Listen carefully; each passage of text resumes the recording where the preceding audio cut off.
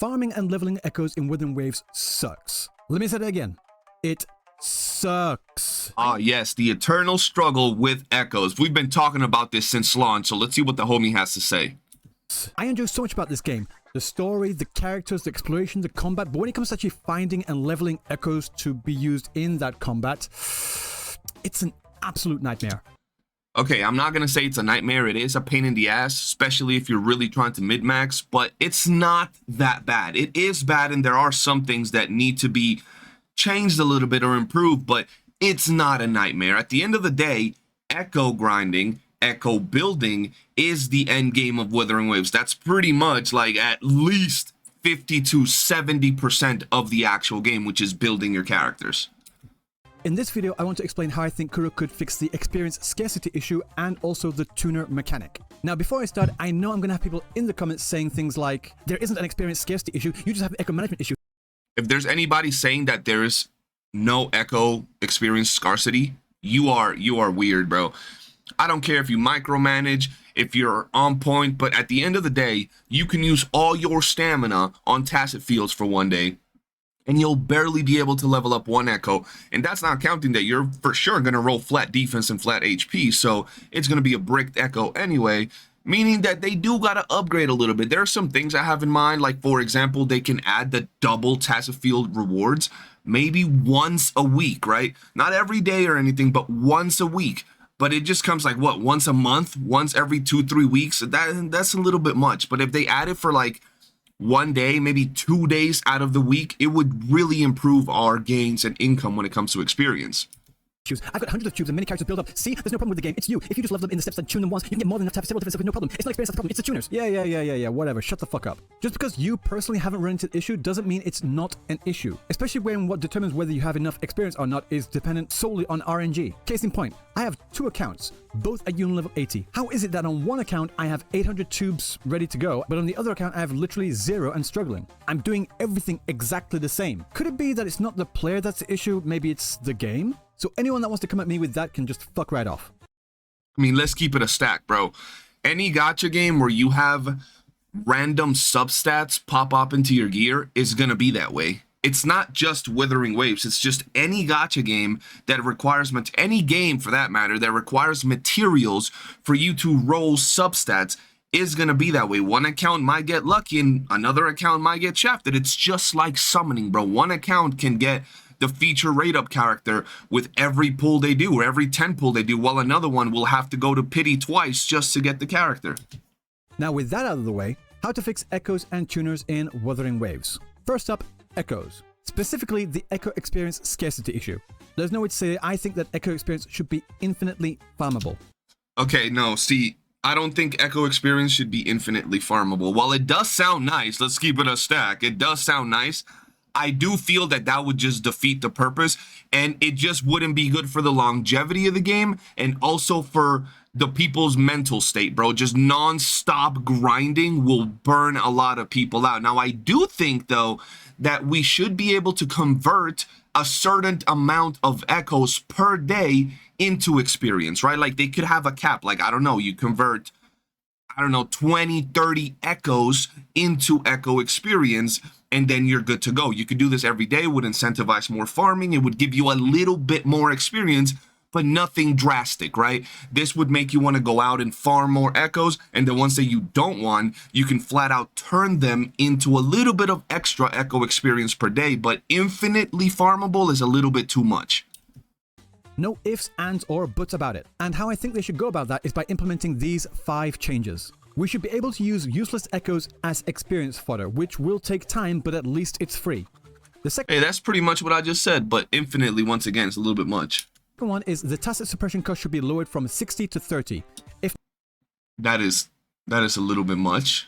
I mean, I've said this for a while. Yes, I do think tacit fields with the low amount that they give should give you more, or they should make them cheaper. I remember when I was making my videos climbing up for the first time, one of the few players at the very beginning that was the first to reach like 40, 50, 60, yada, yada, yada. I was very surprised by how little it actually gave you in the tacit field. So yes, I do think they could lower the cost for you to go in or increase the amount a little bit. If not, then at the very least, 2 times the drops should be available 3 times every day. These Every day is a little bit much. 1 day, maybe 2 days out of the week would be a good income increase. increased rewards also apply to the amount of tuners too, and if you think that's too much, just wait until the next section because it will all make sense. Also, tacit domains should only have 1 type of echo set, not 2. I think they should also put these tacit fields in lore-accurate regions as well, but that's not exactly necessary. Okay, so I see where he's coming from. And a lot of the things he's saying so far would make for the game to be more streamlined when it comes to echo building and echo grinding. I 100% agree with him. But at the end of the day, this is a gacha.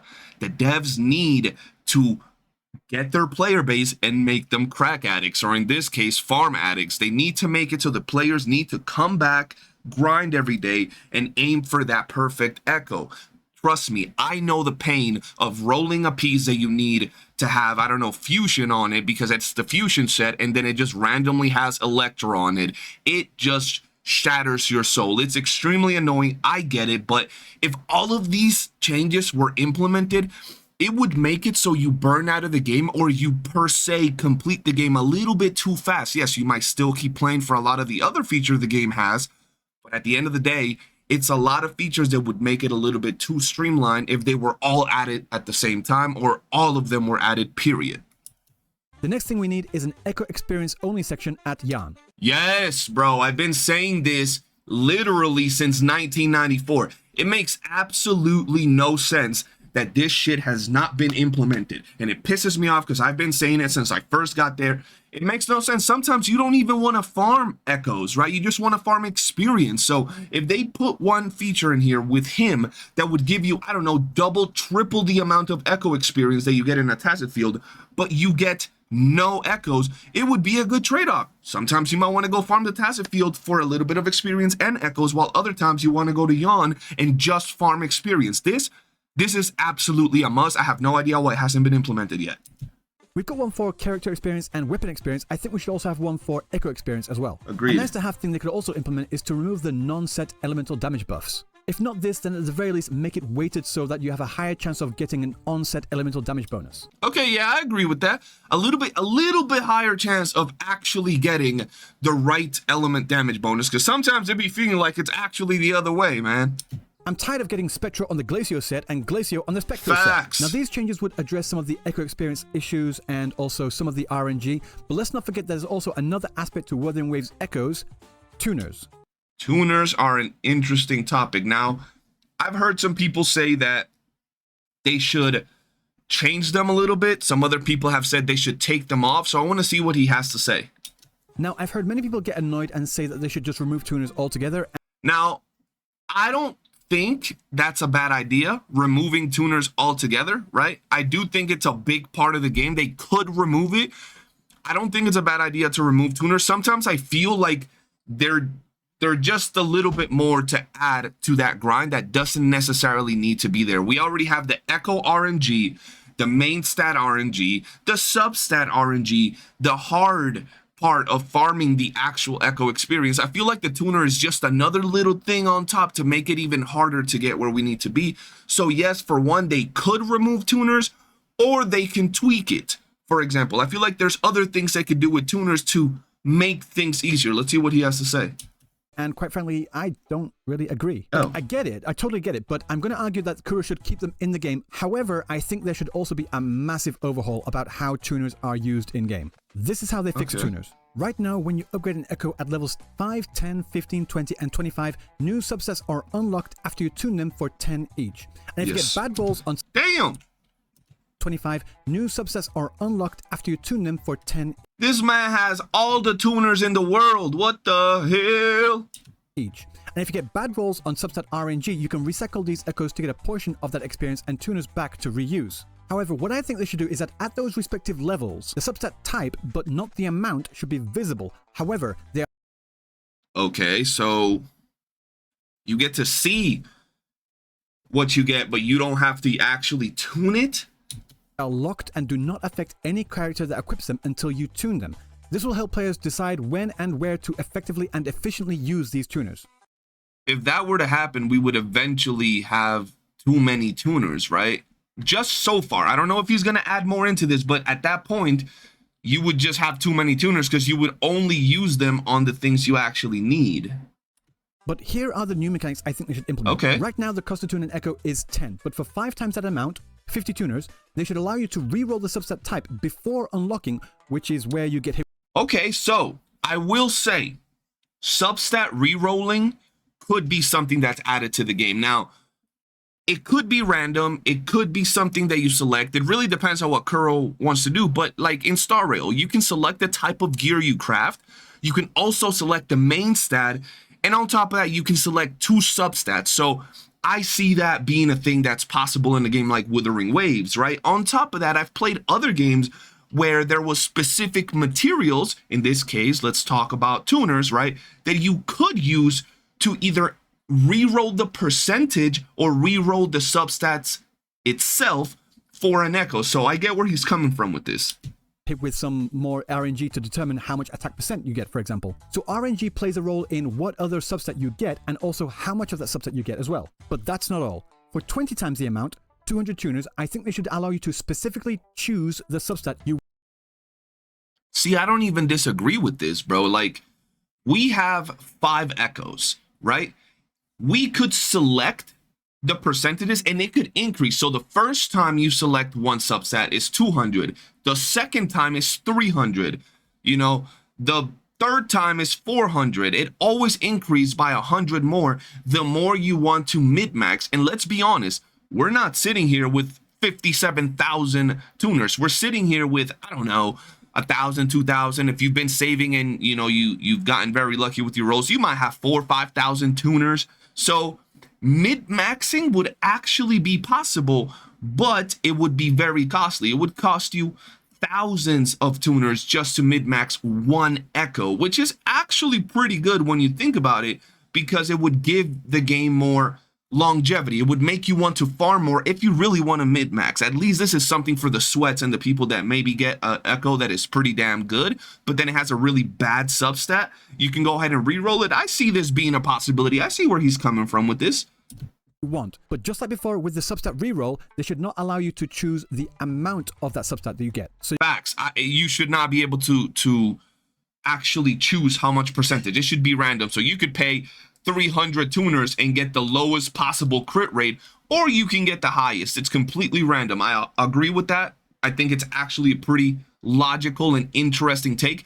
And a lot of people might say, oh, adding this particular feature might cut down on the longevity of the game, but I personally don't think so. People will still want to grind to mid-max their Echoes, and they're still going to want to go and try to get better stats. So for example, you go and roll crit rate and you get 6.3, you might want to be like, yo, I really like this character. I got to grind for another week to get more tuners to roll it again and maybe get a higher percentage. You feel me?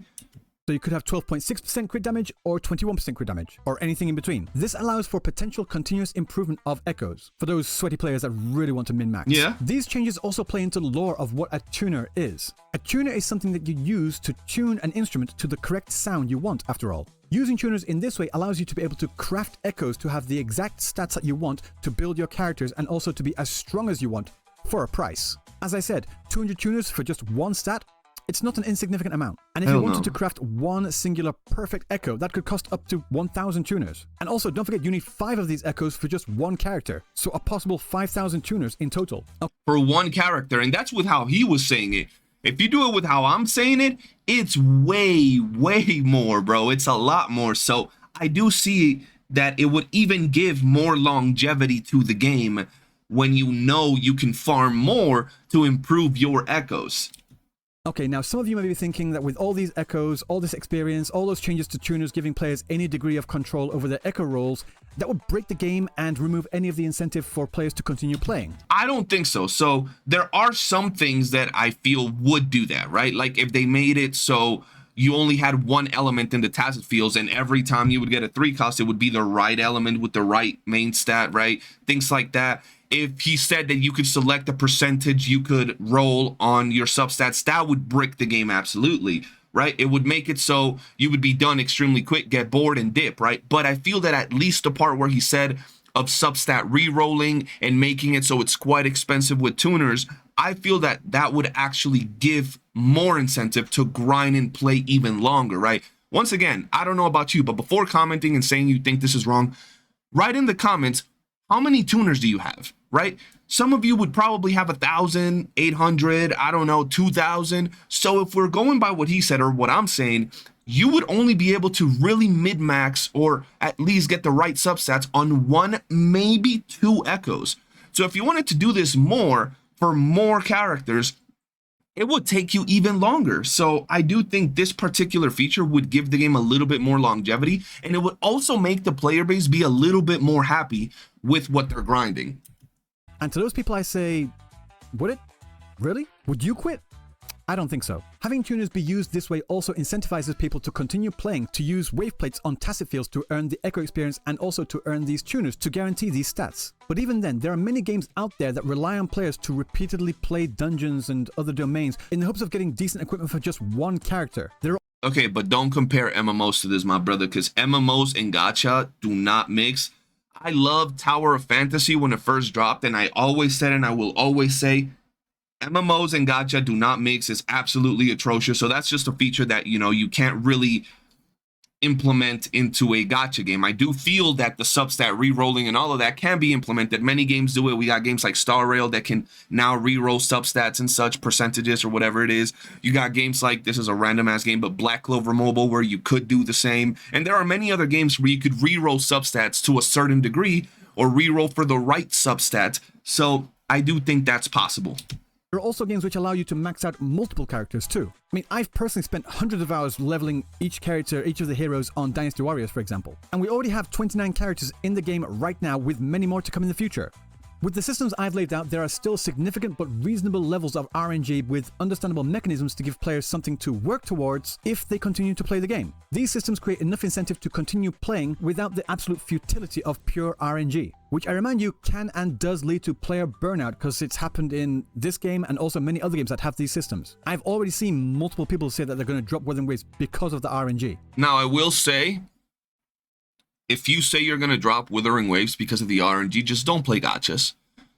The entire concept of gacha games is RNG, from the simple summoning of the characters to the gear, to the weapons, to the materials, to everything, bro. Most, if not all, gacha games rely on the principal concept of RNG. So if you are someone that doesn't like RNG, just don't play gacha games, bro.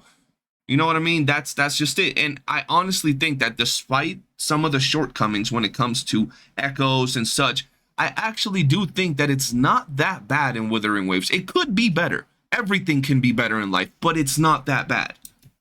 So like I said, with the tuners, it should be 10 to tune, 50 to reroll the substat, and also 200 to choose the substat. Now, these numbers can be tweaked. Like I said, the stat selector could be 200 for the first, 300 for the second, and that would be good. To reroll 50 tuners, I feel that random reroll, fine. But I feel that random reroll could also affect all the substats, right? So you make it more of a gamble, and then the stat selector is what you really want to save for, so forth and so on. But these numbers can be flexible. Yeah. I don't know where the balance should lie. This is just something I give as an example. True. So they could be higher, they could be lower, perhaps maybe 300 tuners for the substat selector. But even still, I don't think we should be afraid to implement systems like this just in the off chance that they might be too overpowered. That's the point of patches, to find the perfect balance.